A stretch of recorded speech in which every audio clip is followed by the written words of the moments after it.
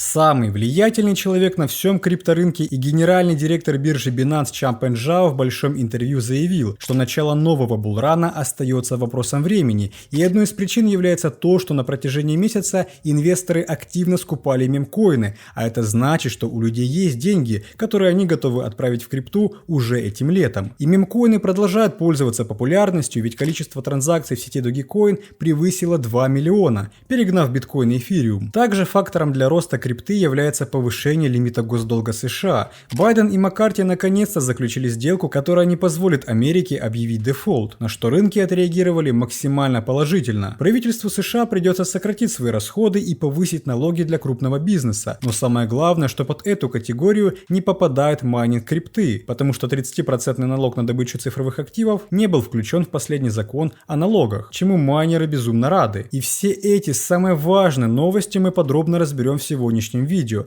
а также мы проведем анализ биткоина, чтобы понимать, куда он будет двигаться дальше. Вырастет выше 30 тысяч или, возможно, упадет ниже 25. Поэтому смотрите видео до конца, а перед просмотром давайте по традиции наберем 500 лайков, и мы выпустим видео про самые важные даты июня, а именно 13 и 14 число, потому что именно в эти дни ФРС готовит для нас сюрприз, который может негативно отразиться на рынках. Так что ставьте лайк прямо сейчас, и ролик выйдет значительно раньше. Мы искренне благодарны за вашу поддержку, спасибо каждому, кто ставит лайк, и приятного вам просмотра. Давайте начинать.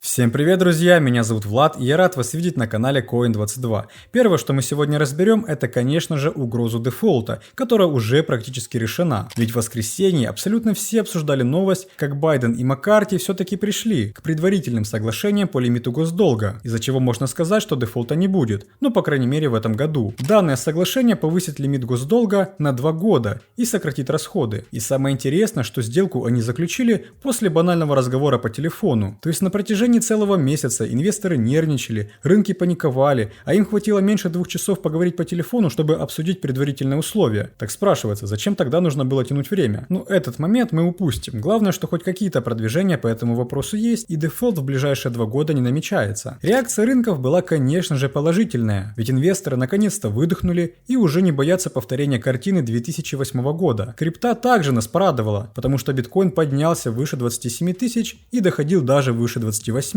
Такой результат мы заранее прогнозировали вот в этом видео и говорили, что биткоин поднимется выше 27 после решения проблемы с госдолгом. Теперь ему главное удерживать свои позиции и набирать обороты к 30 тысячам. Но какой бы положительной ни была сделка Байдена и Маккарти, она не устраивает ни демократов, ни республиканцев. Ведь каждому пришлось сцепить зубы и идти на уступки. По этому поводу Байден сказал, соглашение представляет собой компромисс, а это значит, что не все получат то, что хотят. Во-первых, Байден и Маккарти сошлись на том, что нужно увеличить лимит госдолга и сократить расходы. Для этого они составили специальный законопроект из нескольких пунктов. Первый заключается в приостановке лимита госдолга до января 2025 года. Таким образом, казначейство сможет продолжать выпускать облигации и получать кредиты, но это влечет за собой понижение кредитного рейтинга США с AAA до негативного, потому что нельзя брать кредиты на триллионы долларов сколько захочется. Второй пункт – ограничение и сокращение расходов. Это должно сократить 1% расходов США к 2025 году и добавить в казну дополнительные 136 миллиардов долларов. А третий пункт касается увеличения налогов для богатых, чего так не хотел Маккарти. Они вернут так называемое финансирование IRC, и это принесет в копилку США еще около 20 миллиардов долларов. При этом хорошо, что налоги не будут касаться майнеров, и 30% сбор, который вводил Байден, не был внесен в законопроект. Такие условия договора должны привести к уменьшению лимита госдолга к 2025 году, и закон должны принять после голосования, либо сегодня, либо в пятницу, возможно даже на выходных. Все зависит от скорости Сената. Но угроза возвращения инфляции, которую мы затронули в прошлом видео, до сих пор остается, и инвесторы опасаются повышения ставки ФРС в июне, ведь мы прекрасно знаем, как на это реагирует биткоин. Опасения повышения ставки появились после 2 важных отчетов. ВВП, который показал рост на 1,3% в первом квартале, а также ценовой индекс вырос до 4,4%, что может заставить ФРС не делать паузу в июне, а повысить ставку еще на 0,25%. Ведь сильная экономика и завышенные данные по инфляции – это не то, что они хотят видеть. Ожидания на повышение ставки по-прежнему остаются выше 60%. И есть шанс получить новый удар от ФРС. Но решение ФРС будет зависеть от экономических отчетов. И по факту им осталось получить данные по безработице, которые будут в пятницу, а также самые важные данные по ИПЦ 13 числа, прямо перед заседанием ФРС. И если ИПЦ будет выше 5, а безработица упадет ниже 3,5%, это значительно увеличит шансы повышения ставки. И при этом биткоин может отреагировать негативно. Но все будет понятно после отчетов, так что будем за ними внимательно следить. А перед тем, как мы перейдем к разбору следующей новости CZ, хотел бы вам рассказать о телеграм-канале Let's Talk About Crypto. Те, кто давно работают с криптой, прекрасно знают, как различные новости или события влияют на цены монет. Поэтому очень важно получать все свежие новости заранее. И это возможно благодаря каналу Let's Talk About Crypto. Данный канал ежедневно публикует различные новости, инсайды и полезные факты, которые пригодятся каждому. Ведь очень удобно, что все самое необходимое находится в одном месте. И самое интересное, что ребята каждый день делятся разбором одной перспективной монеты, которую вы можете добавить к себе в портфель. Поэтому, если вы не желаете пропускать важные события на крипторынке, подписывайтесь на канал Let's Talk About Crypto по ссылке в описании. Пока у некоторых есть опасения по поводу повышения ставок ФРС и падения рынка, CZ говорит о обратном, потому что в недавнем интервью он поделился своими мыслями касательно обстановки на рынке и заявил, что нас ждет новый булран. Сначала CZ сказал, что криптовалюту ждет большое будущее, ведь с каждым годом ее используют в различных направлениях, и такая вещь, как платежи в крипте, выходит на новый уровень за счет множества быстрых блокчейнов. Он сказал, сейчас с более быстрыми блокчейнами появилось много новых разработок, и у нас также есть технологии,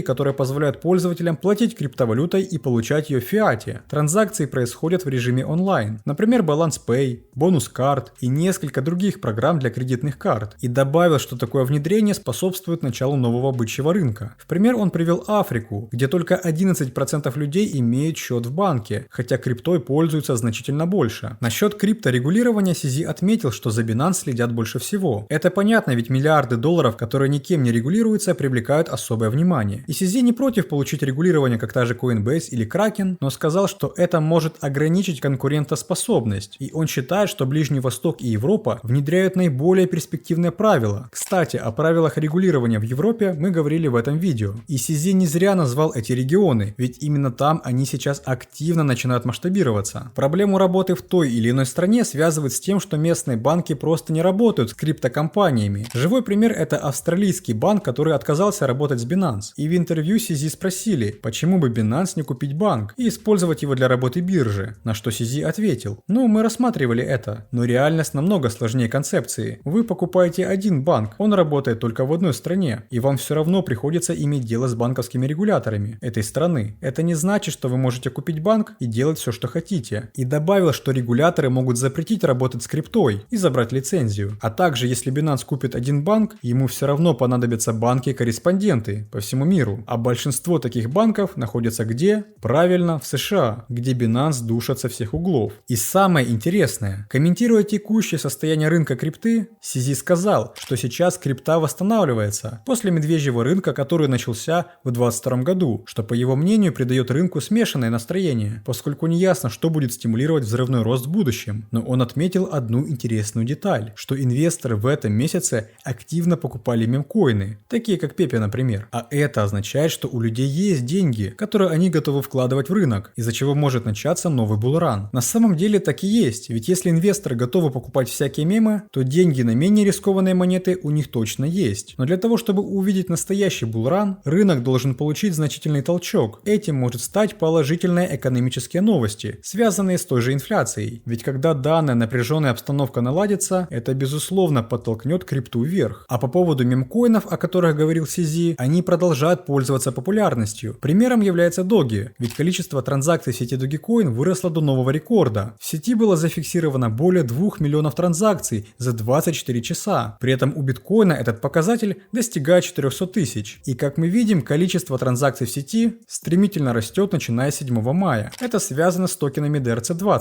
о которых мы рассказывали в одном из наших видео. Данные токены теперь создать может каждый и делать с ними что угодно. И несмотря на то, что эти токены критикуют, да и я считаю, что они только нагружают сеть. Введение токенов DRC20 представляет собой важное событие для Dogecoin, ведь это потенциально открывает новые возможности для его использования в мире DeFi. Но если честно, такие блокчейны, как Dogecoin, для этого не сильно подходят, и на стоимости монеты рост транзакций не отразился. Доги вырос на 4% за последнюю неделю и упал на 15% за последние 30 дней, и ему точно не хватает помощи Илона Маска. А вот кто умеет расти и без Илона, так это биткоин. Но подводя итоги мая, можно сказать, что этот месяц был первым с начала года, когда биткоин закроется в минус, ведь до этого он фиксировал только плюс. Май был достаточно сложным месяцем для биткоина, ведь подняться выше 30 тысяч ему так и не удалось. За май биткоин 2 раза протестировал поддержку ниже 26 тысяч, где его с удовольствием покупали, и больше всего данным накоплением занимались киты. Как правило, накопление крупными кошельками и снижение предложения актива на биржах считается положительным фактором для цены биткоина. Как мы видим, в течение мая киты продолжают скупать биткоин, а предложение на биржах сократилось почти на 3%. Сокращение предложения подразумевает ослабление давления со стороны продавцов, и после этого начинается рост, как это было в начале года,